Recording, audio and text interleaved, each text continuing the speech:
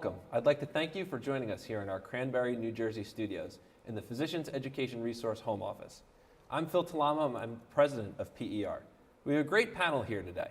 I'd like to introduce Ann Lichti, PER's Senior Director of Outcomes, Accreditation, and Compliance, and Dr. Amit Patel, the Chairman of Hematology Oncology at the Robert Wood Johnson Barnabas Health Jersey City Medical Center. Today, I want to talk a little bit about collaborative CME education and why it's so important for practicing clinicians. So Dr. Patel, thank you so much for joining us. Thank you for having me. So as a little bit of background, why don't you tell us about some of the cancers that you treat on the regular? So being a community oncologist, we're faced with the challenge of seeing and treating a lot of different malignancies. So mainly in our area, we focus on breast, lung, colon, but we also do a lot of malignant hematology with lymphoma and myeloma patients. But you have to be kind of prepared and ready to treat all tumor types. Definitely. We know that cancers advance so much, and for somebody like you that treats all these different tumor types, how exactly do you use CME to stay up to date? So that's the challenging part of being a community oncologist, is that we heavily rely on CME programs. It's difficult to treat all of these different solid tumor types and stay on top of the most advanced treatments, targeted therapies, approaches to different treatment modalities. So we heavily rely on conferences, journals, publications to keep us up to date on what we need to know to give our patients the best treatment. What would you say a type of CME, which one do you prefer? Do you like live, online? So actually, it's a little bit of a combination of both. Based on the time constraints that we have, live conferences are great, but they can be a little bit time consuming. So online accessibility is huge because, if I'm at home after a long day, I can sit down with my laptop and watch something in terms of an hour video to get my CME and educate myself. Other types of programs such as podcasts or, other accessibility to CMEs besides traveling to a conference or sitting at a live conference, I think is key to kind of balancing our everyday hectic lives in the office, in academia, as well as staying on top of the latest education. That makes a lot of sense. Yeah. And Ann, we've talked a little bit about some of our outcomes. And we know that through some of our online education, we see a lot of clinicians are logging in to solve a specific problem, right? Can you elaborate on that? Yes. So for us, obviously, measuring the impact of the education is really important to see the practicality of the information that we're providing.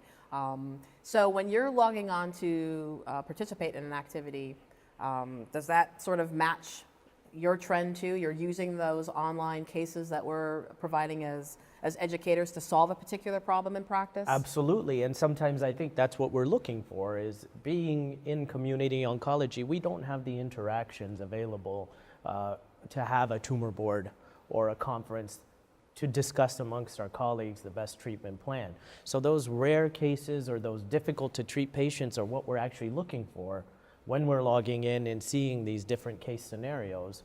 That helps us make our treatment decision without delaying care for our patients. And I know with PER's education, a lot of our case-based online activities really focus on how not only the evidence is being used, but you're hearing it firsthand from the experts on how that how you're applying that information, how they were treating their patients in their own institutions. Do you find that to be valuable for you as well? Absolutely. We're always looking for that expert opinion and looking for that evidence from these thought leaders as to where we should be directing our treatments. I think it's easy for community oncologists and other practitioners to continue what they've been doing, but it's really challenging to keep on top of the latest treatments, and that's where we turn to these experts because they're really on the forefront of the treatment landscape. Excellent.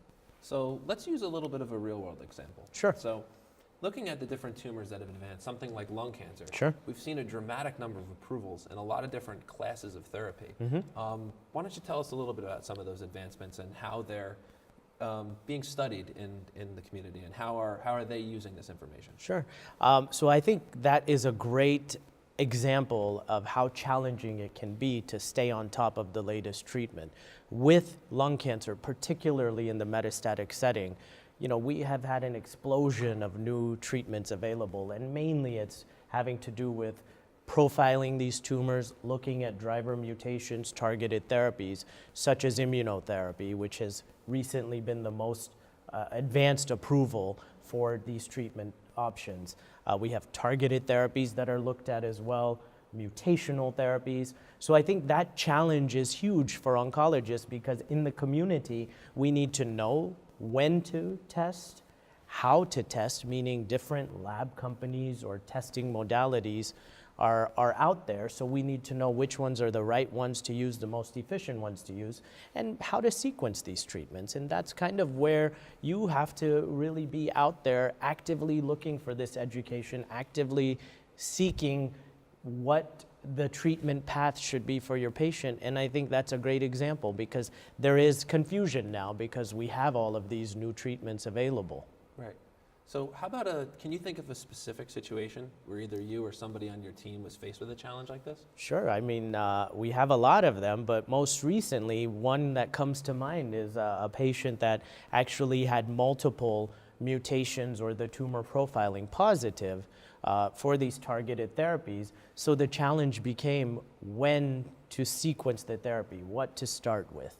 And then also, knowing that these are newer treatments that are available, we also know on the insurer side that they're not all approved and they're not going to be easily available to our patients. So that became very challenging in terms of knowing which drug to use, when to use it, how long to use it, what to look for in terms of its efficiency, and then how to get that patient accessibility to that drug. Which, in the academic setting, in the research setting, that's more prominent. That's more something that is readily available. I think through CMEs and attending these programs or knowing what the treatment landscape is, a lot of our community oncologists are then able to make the right decision. I'd like to reflect back on that case for a minute. And I would assume that there are, many members of the treatment team who you're working with who would have access to that patient and would be communicating with that patient. How do you look at continuing education for the nurses, the nurse navigators, perhaps even social workers on your team who are managing that patient? How valuable would that be for them to sort of help with the communication sequences that go on with that patient? And I think that's such a great point that you brought up, because the treatment for these patients is not solely based on the physician. It's a team. It's a team approach. There are nurses, social workers, pharmacists that are involved. So it's not only the physician that needs to be educated on these newest treatments or how we're approaching these patients. Our nurses are going to be administering the drugs. Our pharmacists are going to be mixing the drugs and giving them to our patients. So they also need to know, what are these treatments? What are side effects to look for? When our patient has issues in terms of side effects or other issues related to treatment, our social workers get involved, our nutritionists get involved. So it's very important that they're also staying on top of the latest medical education, and that medical education is kind of directed towards what their niche is in the treatment plan. And you mentioned something earlier that I thought was interesting about barriers to implementation.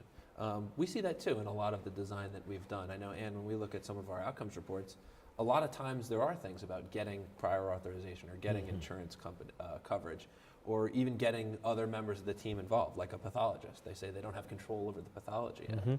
So it's something that we're always trying to strive. Do you have any sort of comments on that?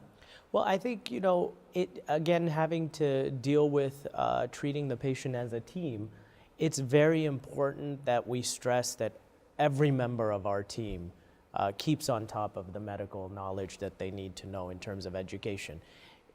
I've encountered situations where I've wanted certain types of tests to be done or treatments to be administered to our patients, but the comfort level of the team members that are involved in not knowing these treatments, not knowing how they're implemented and how they're used, really does play a part into delaying treatment and getting accessibility for our patients. And that's what we're really trying to avoid. Right. And we're about to go over to ASCO now, very, very shortly. Yep. And from what I've heard and reading about, this is going to be one of the most Absolutely. looked to ASCO and landmark ASCO in recent memory. So I know you go to ASCO, Yes. of course. But talk about some of the people that don't, and how are they getting the information that they can't see firsthand as it breaks? Right. So ASCO is a great conference because that's where, you know, we have the international thought leaders.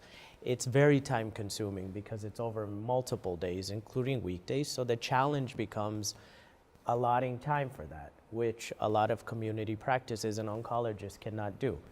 When you're at ASCO, it's a full day of different seminars and conferences on all solid tumors and malignant heme. There's a lot of walking. You A get lot of feet walking. hurt, shin splints. And so you actually get a planner and you're faced with the challenge of, okay, which lectures do I go to? Which ones do I focus in on?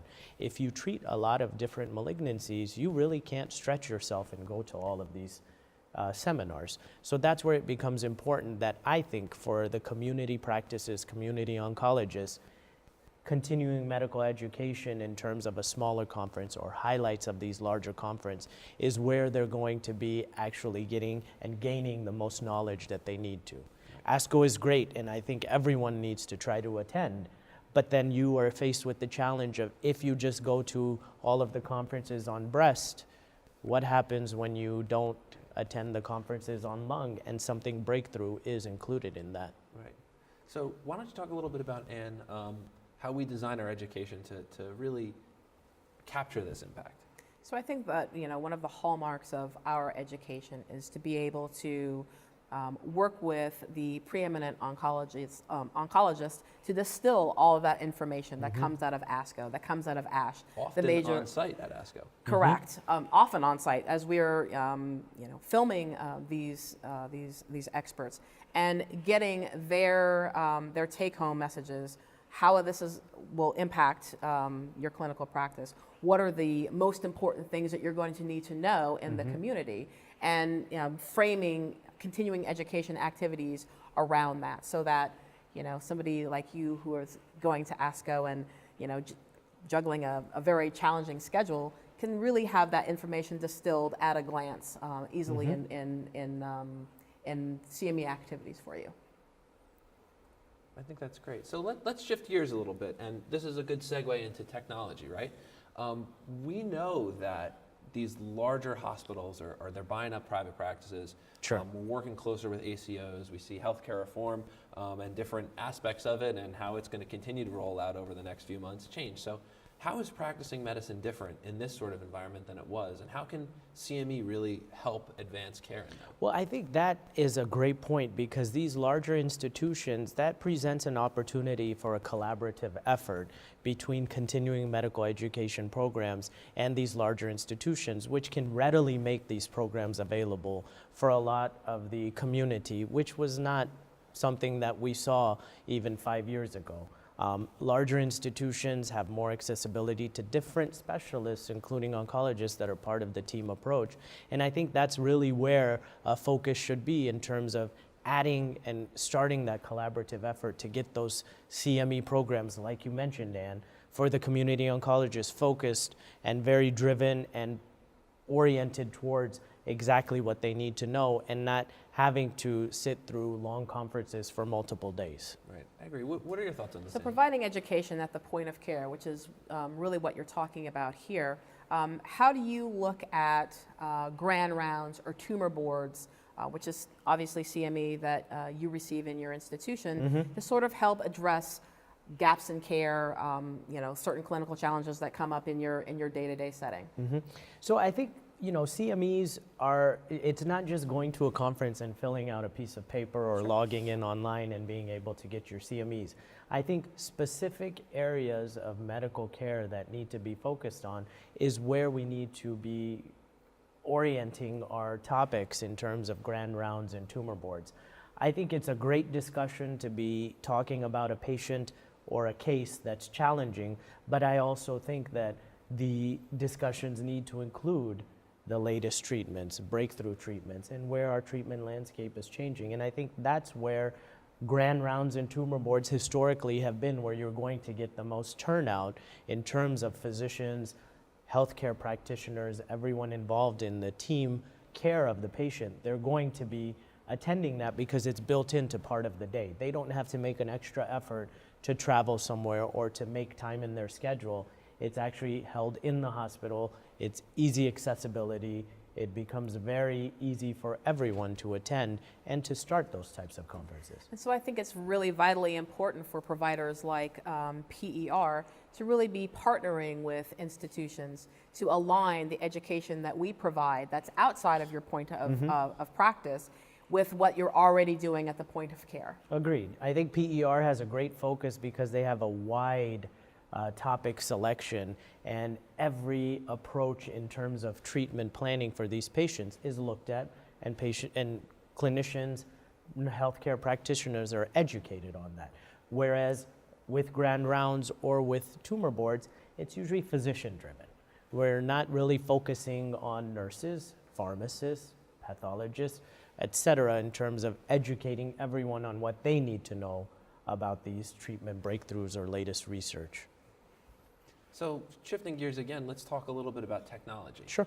So we have a lot of younger oncologists that are coming out of fellowship these days, and we understand that you can't educate them the same way that you used to educate. And in some cases, it's not even the right way to do things, because you have a younger group that they have huge loans that they're paying off, they've got bills, trying to come up with new ways to reach them, where sometimes they can come to conferences, which are great, but how can you reach them and engage them through, say, different channels? So I think social media and internet availability is huge for our younger oncologists.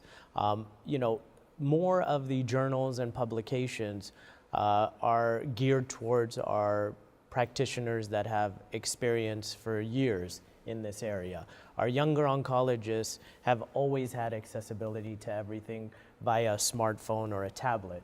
So that's their go-to resource. When they want to find the latest treatment or look at something in terms of research or data, they're not thinking in their minds, let me go to a journal or a newspaper. They're thinking, let me go to this app, let me grab my tablet, let me get my smartphone. So I think that's where the availability needs to be caught for these younger oncologists to be able to have quick, easy accessibility to an online CME or something through an app on their smartphone or tablet. I think that's a great point. Have you seen this too in some of our outcomes, Ann? We have been using a lot more technology to enhance our live activities. In fact, we had our School of Breast Oncology last year, and that's an annual conference, and we included a conference app which provided a lot of access to not only one-on-one questions with the faculty, case discussions, and it was a really eye-opening experience for us in terms of the audience engagement with the content and in ways that we hadn't particularly anticipated, and then to be able to collect those data and really enhance the outcomes that we were able to provide. Yeah, and I think, even something like an online tumor board is a great approach for these younger oncologists, because if they're, like you said, busy, not available to attend conferences, they're not sitting down to read journals or newspapers, this is a way for them to be involved and actively participate in these types of conferences. I totally agree, and it is something that we do as an educational format. We do implement a virtual tumor board that we've done a number of times. That's fantastic. Especially here in our beautiful new Cranberry studios, which is great. And for those of you watching at home, you can watch this on your smartphone. Try it out. Yeah. So, what were you saying? So in terms of using different technologies to connect, one of the technology points could be connecting larger hospital and health systems, again, to talk about what Phil had mentioned, the consolidation of practices. So if you have multiple campuses throughout, for example, the state of New Jersey, you could have virtual CME activities that connect all the different hospitals together. Absolutely. I think that's a great idea. A lot of these hospital corporations also have their own HIPAA compliant applications that are available. That's a great way to incorporate information or even part of these educational activities into those applications as well. Excellent. So I'd like to thank you for joining us. Thank you very much. This was a lot of fun. I really enjoyed it. I learned a few things. Thank you. And I appreciate your insight. Well, do you guys have any closing thoughts that you'd like to end with? Ann? Well, I think, again, when we're thinking as ourselves as educators, the end consumer is Dr. Patel and his staff and his colleagues, and the education that we provide really needs to resonate with the challenges that you face Sometimes it's time, sometimes it's cost. The different clinical scenarios that you're encountering every day, and we need to continue to evolve as providers to provide education in the formats that really help you do what you ultimately do, which is help treat patients. Yes, thank you. And it was a pleasure being here. And I agree with both of your points and comments that really the focus needs to be on the evolving care and the evolving education directed towards all of our healthcare practitioners, not just our physicians. And I think PER does a great job of that. Well, thank you. Thank you so much. Thank you. And I'd like to say that, I'm not a clinician, I don't treat patients, but I really do admire all the work that you do and Thank all you of very our much. audience that we do. Keeping up to date in oncology is incredibly difficult. And we all have somebody that touched us that has cancer, that it's hard. And to know that oncologists like yourselves and our audience that are doing all they can to stay up to date to treat these patients better, it means a lot. So we want to thank you for working very with much. us to develop more effective ways to do this. So Thank you. I appreciate it.